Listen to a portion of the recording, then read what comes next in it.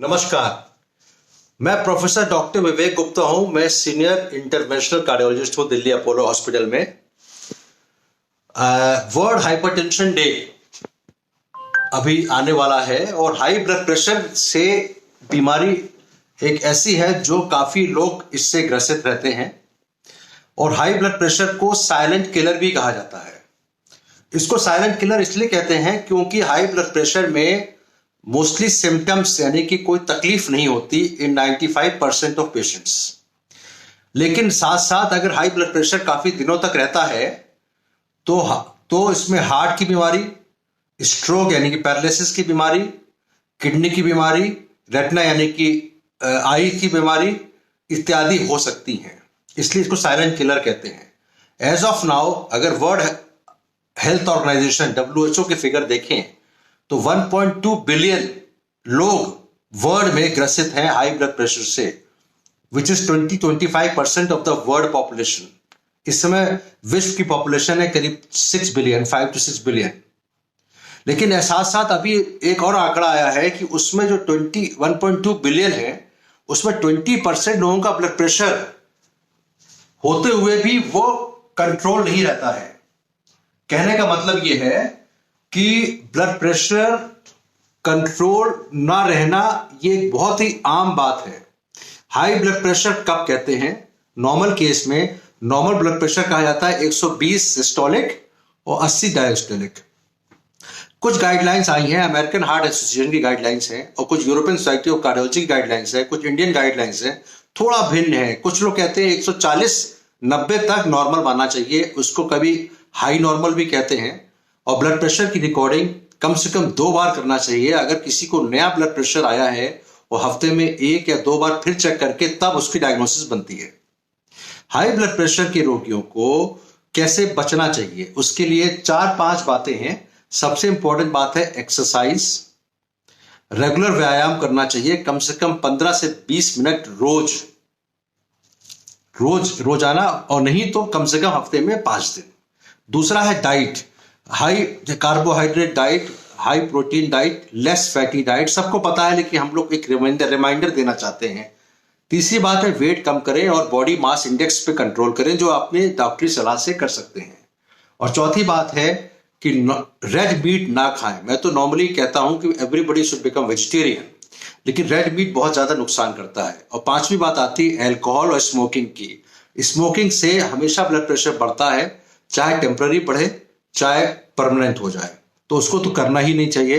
Alcohol की मात्रा कई स्टडीज में कहा गया है कि 30 ml विमेन में पर डे और मेल्स में यानी कि पुरुषों में 60 ml पर डे की मात्रा से ज्यादा ना लें। यानी कि अल्कोहल वालों को एक हिदायत है लेकिन उनकी पूरी रोकथाम नहीं है।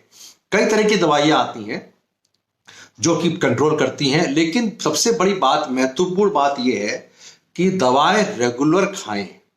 अब कई लोग क्या करते हैं कि ऐसा है कि दवा खाने से इसलिए बचते हैं, वो सोचते हैं कि दवा खाएंगे तो जिंदगी भर खानी पड़ेगी। एक डर है, अगर जिंदगी भर भी खाना पड़े, खाना भी तो जिंदगी भर खाते हैं हम लोग, तो अगर जिंदगी भर भी खाना पड़े तो उसमें कोई नुकसान नहीं है, बस ब्लड प्रेशर कंट्रोल रखना चाहिए। जिन लोगों को ब्लड प्रेशर की वजह से हार्ट की बीमारी या स्ट्रोक या आंख की बीमारी या और कोई बीमारी हो चुकी है, ऐसे लोगों को कम से कम महीने में 2 बार ब्लड प्रेशर चेक करना चाहिए। आम आदमी को जिसको ब्लड प्रेशर की बीमारी नहीं है, साल में कम से कम हर महीने में 1 बार या 2 महीने में 1 बार ब्लड प्रेशर चेक करते रहना चाहिए टू डायग्नोस इट। WHO ने एक मुहिम चला रखी है, नेशनल हेल्थ मिशन ने भी अपने जो इंडिया का है नेशनल हेल्थ मिशन ने भी मुहिम चला रखी है, अमेरिकन हार्ट एसोसिएशन में भी मुहिम चला रखी है। 1-2 फिगर मैं आपको दिखाना चाहूंगा जो ये मुहिम चल रही है इसके बारे में। ये आप अगर देखें तो सबसे इंपॉर्टेंट ये है, ये अमेरिकन हार्ट एसोसिएशन की मुहिम है जिन्होंने नॉर्मल ब्लड प्रेशर 120-80 माना है और एलिवेटेड अगर 130-80 के ऊपर है, और स्टेज 1 हाइपरटेंशन माना है 130-90 और स्टेज 2 हाइपरटेंशन है 140-90। और उसके अंदर कहा गया healthy lifestyle, healthy diet, weight loss, physical activity, tobacco cessation बनेगी, तंबाकू या टोबैको से बनी सिगरेट को बंद कर दें, and moderation of alcohol consumption. और लिमिटेशन ऑफ अल्कोहल कहा गया है विमेन के लिए 30 ml और मेल के लिए 60 ml पर डे।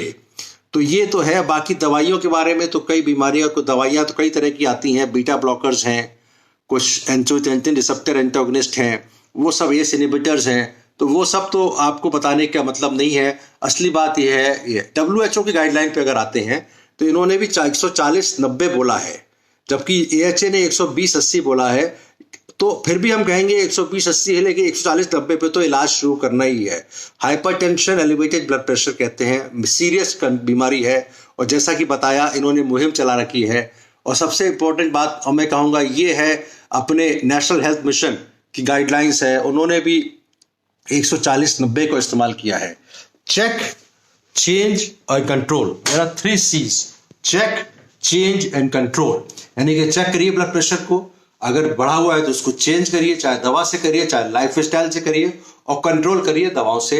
रेगुलर दवा खाने में कोई नुकसान नहीं है, डॉक्टरी सलाह के साथ सेल्फ मेडिकेशन अवॉइड करें, लेकिन ब्लड प्रेशर कंट्रोल होना चाहिए। आप ये बातें अपने बारे में रखिए, अपने माता पिता के बारे में, भाई बहनों के बारे में, दोस्तों को, सबको ये बताइए कि high blood pressure is a silent killer, क्योंकि इसमें कोई तकलीफ नहीं होती। Thank you very much. Doctor Vivek Gupta, senior cardiologist from Apollo hospital, new Delhi. Finish.